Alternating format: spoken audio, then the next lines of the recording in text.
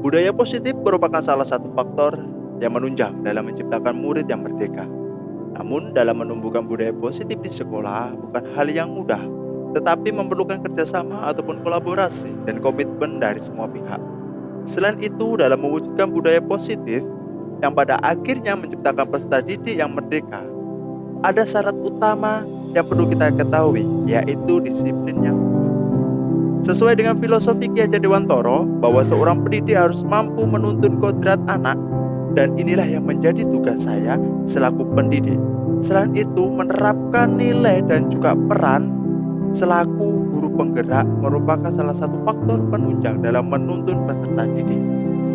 Visi yang telah dirumuskan dan disepakati secara bersama akan menuntun kita dalam mencapai tujuan-tujuan utama kita. Dan tentunya dalam mencapai visi tersebut diperlukan sebuah paradigma perubahan, yaitu menggunakan inquiry apresiatif dengan beberapa tahapan bagja. Pada tahapan ini, segala kekuatan yang dimiliki akan digunakan sebagai alat dalam menjalankan prakarsa perubahan. Perlu diketahui bersama, dalam menerapkan prakarsa perubahan harus dilakukan pembiasaan-pembiasaan positif yang nantinya menjadi sebuah budaya positif, yang pada akhirnya nilai-nilai kebajikan yang terkandung dalam budaya positif akan membentuk karakter murid sesuai dengan profil pelajar Pancasila. Sesuai dengan pertanyaan yang sudah ada, saya akan menjelaskan secara singkat pemahaman saya mengenai beberapa hal. Yang pertama adalah disiplin positif dan juga teori kontrol. Disiplin diri merupakan cara kita mengontrol diri dan bagaimana menguasai diri untuk memilih tindakan yang mengacu pada nilai-nilai yang kita hargai agar tercapai tujuan mulia yang diinginkan serta mampu bertanggung jawab terhadap apa yang dilakukan karena tindakan yang diambil berdasarkan pada nilai-nilai kebajikan. Selanjutnya adalah teori motivasi. Seseorang akan melakukan suatu tindakan karena dilatar belakangi oleh sebuah motivasi. Begitu juga dengan peserta didik akan melakukan sebuah tindakan karena memiliki motivasi yang ada. Ada yang dilatar belakangi motivasi ekstrinsik. Ada beberapa contoh, yaitu untuk menghindari ketidaknyamanan atau hukuman, atau untuk memperoleh pujian dari orang lain. Dan ada juga yang termotivasi secara intrinsik, yaitu menjadi orang yang mereka inginkan dan menghargai diri sendiri dengan nilai-nilai yang mereka percayai. Kemudian adalah hukuman dan juga penghargaan. Bagaimana hukuman dan penghargaan?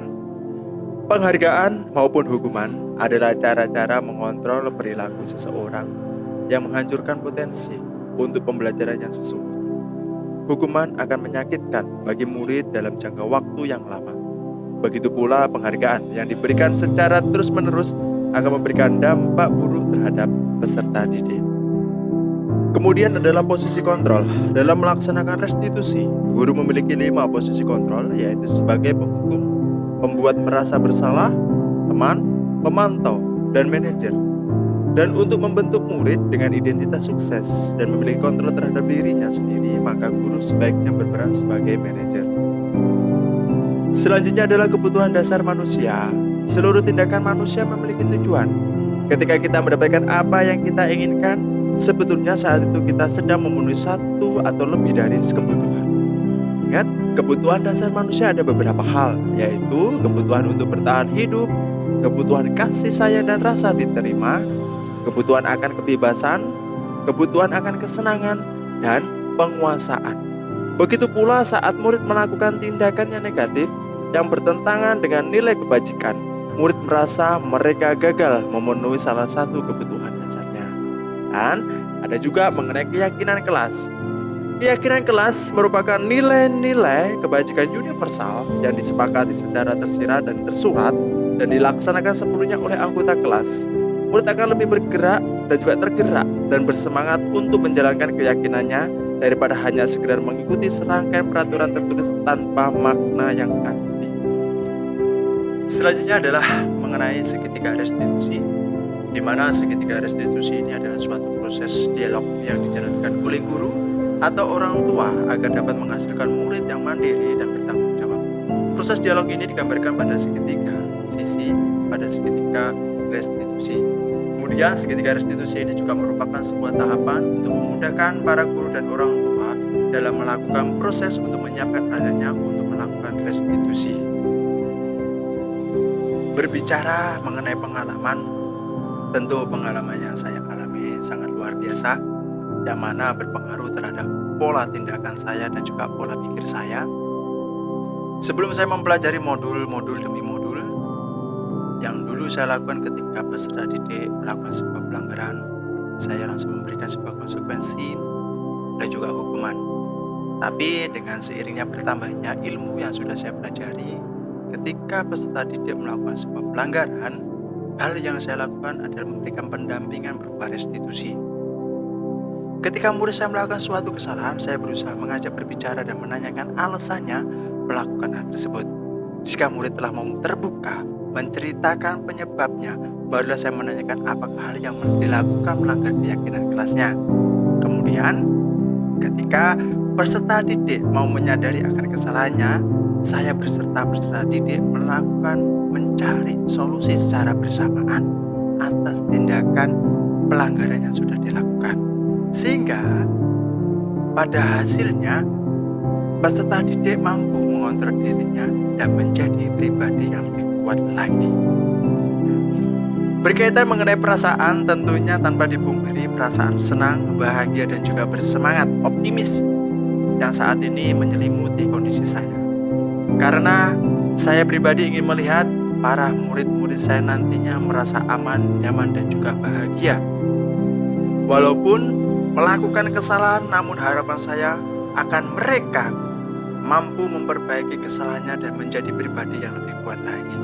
Sehingga dengan pembiasaan-pembiasaan positif ini, maka akan tumbuh disiplin positif dalam diri saya dan juga peserta didik.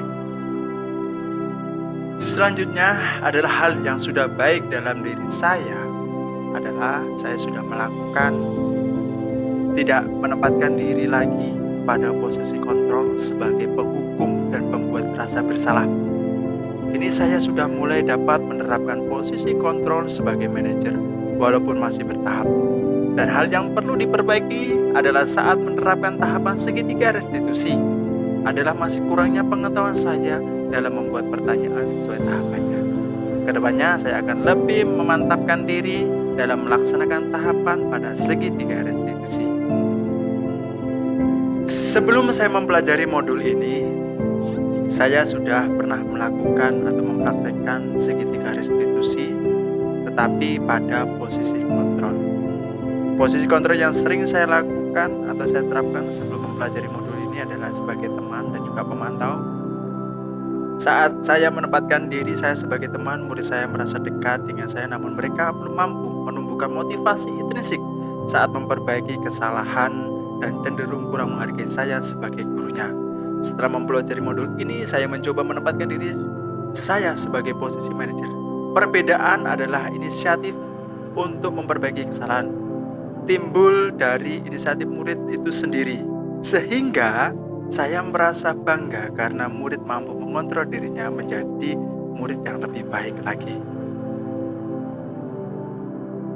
Pada segitiga restitusi, tahapan yang sudah pernah saya lakukan yaitu tahapan menstabilkan identitas dan juga validasi tindakan yang salah.